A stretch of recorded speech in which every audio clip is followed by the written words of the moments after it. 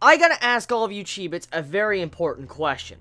I saw very recently in the offer comments, the mangaka that do, Shonen Jump series, I saw it to where the mangaka of Toriko said that he had tendinitis. Like, he's experiencing tendinitis. And if you know how tendinitis is, that it makes it to where you can't really use your hands properly.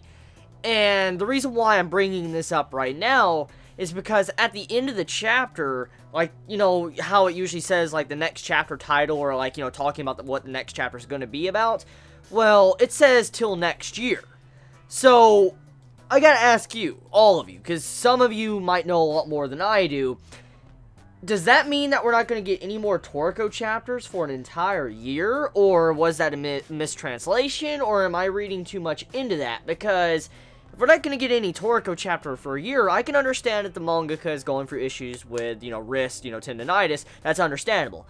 But if anyone can clarify that in the comments below, I'd be very thankful, because I don't really know. I'm not really finding any source on Anime News Network or Crunchyroll, so if anyone can let me know, please do that in the comments below. So now that I said that, let's talk about this chapter of Toriko, chapter 344. So there's quite a bit of things going on in this chapter, but before I get into that, I just gotta say, I'm glad that the mangaka has taken the time to go back and show us what really happened in the clan. We have this flashback arc going on, which it really wasn't a flashback arc if we think about it. It's letting us know what really happened, or what led to the events of them having like a time skip through decades, like, Komatsu and them.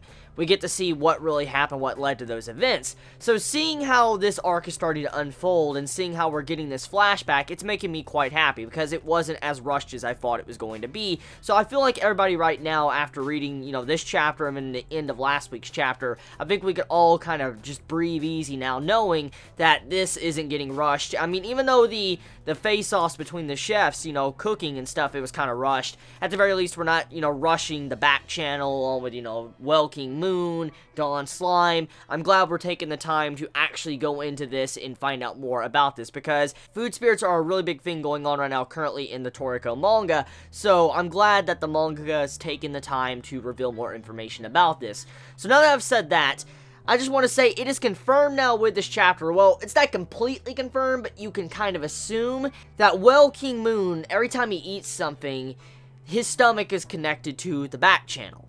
And it's emphasized in this chapter when he found out that, like, Dawn Slime was talking about, did Welking Moon eat something? And is it messing with, the back channel? Because the way he was talking about that, it makes you assume that the stomach of the Welking is connected to the back channel. So whatever he eats goes to the back channel. And if you think about it, we do know that Welking Moon ate the little meatball, Neo. He ate it, swallowed it, and if his stomach is connected to the back channel, that means that that little meatball thing is inside of the back channel. So let's think about this real quick.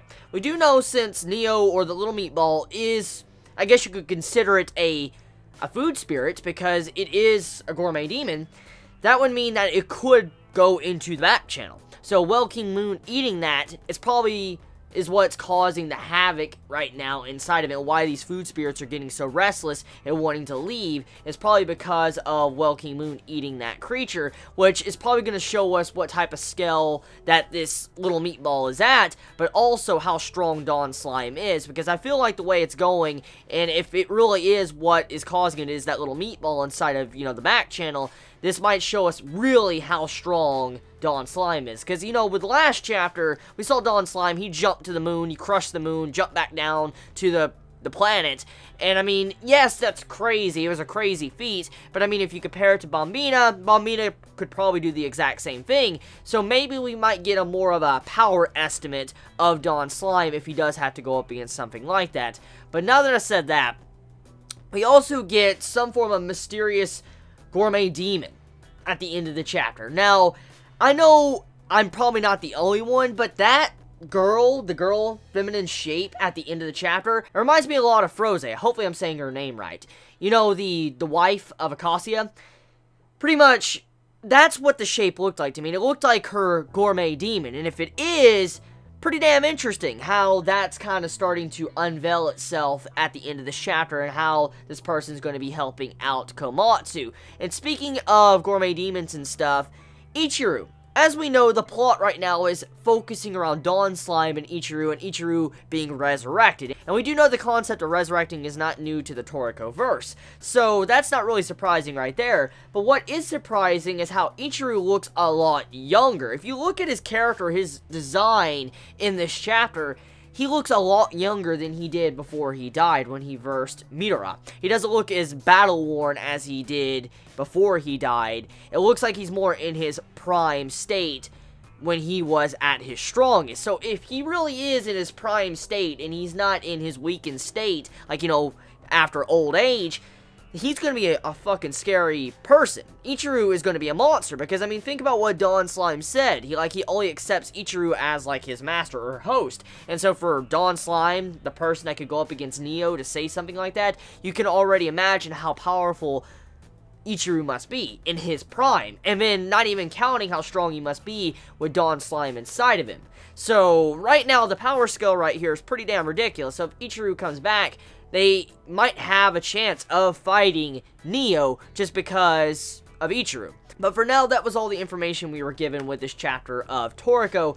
Let me know your thoughts in the comments below. How do you feel about all the different things that are building up in this chapter, with the food spirits, to Dawn Slime, to what's going on inside of Well King Moon, or what do you feel about the little meatball Neo? Let me know your thoughts in the comments below. You all have a wonderful day or night wherever you live. Please be safe. Chibi out.